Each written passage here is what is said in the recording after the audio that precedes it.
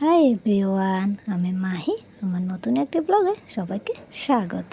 কয়েকদিন ধরে মেয়ে বলছে আইসক্রিম খাবে, আর সেদিন দেখলাম বাজার থেকে অনেকগুলো আমও এনেছে। তাই ভাবলাম আম দিয়ে আইসক্রিমটা বানিয়ে নিই। তাই বসে পড়লাম আইসক্রিম বানানোর জন্য। প্রথমে আমগুলোকে ধুয়ে কেটে নিচ্ছি। খোসাটা ফেলে ভেতরে আমটা নিয়ে নেব। সবগুলো বের করা হয়ে গেছে। এবার মিক্সারে দিয়ে সবগুলোকে ব্লেন্ড করে নেব।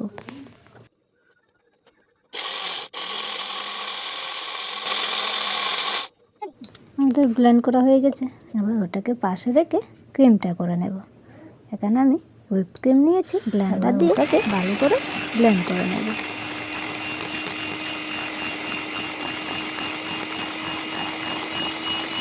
ব্লেন্ড করা হয়ে গেছে। দেখো ক্রিমটা কত সুন্দর ব্লেন্ড হয়েছে। তারপর আমের পালটা দিয়ে ক্রিমটাকে ভালো করে মিশিয়ে নেব। তারপর হঠাৎ মনে পড়লো একটু সাদা ক্রিম রেখে দিই ডেকোরেশনের জন্য। তারপর একটু সাদা ক্রিম রেখে আর একটু আম রেখে পুরো আমটা দিয়ে ক্রিমটা মিশিয়ে নেব। আমাদের মেশানো হয়ে গেছে। এবার একটা এয়ারটাইট বয়মে সবগুলোকে ভালো করে সেট করে নেব। সেট করা হয়ে গেছে। এবার যে ক্রিমটা রেখেছি ওটা দিয়ে একটু ডেকোরেশন করে নিই। প্রথমে সাদা ক্রিমটা দিয়েছি, তার মাঝে মাঝে আমার পালটা দিয়ে দিয়েছি। এরপর চামচের পিছনের সাইডটা দিয়ে বা কোনো কাঠে দিয়ে একটু নেড়েচেড়ে একটু ডেকোরেশন করে নিচ্ছি একটু সুন্দরের জন্য।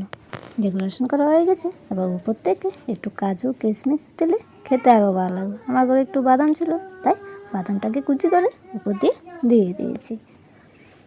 এবার ঢাকা দিয়ে সারাত্র রেফ্রিজে রেখে দিলে রেডি আমাদের আইসক্রিম। দেখো কি সুন্দর জমে গেছে। আইসক্রিম উঠানো যে চামচগুলো থাকে ওগুলো দিয়ে তুললে আর দেখতে আরও সুন্দর লাগতো। ওটা আমার কাছে নেই, তাই চামচ দিয়ে উঠিয়ে নিয়েছি। আমার মেয়ে তো দেখে অনেক খুশি, কিন্তু দারুণ হয়েছে।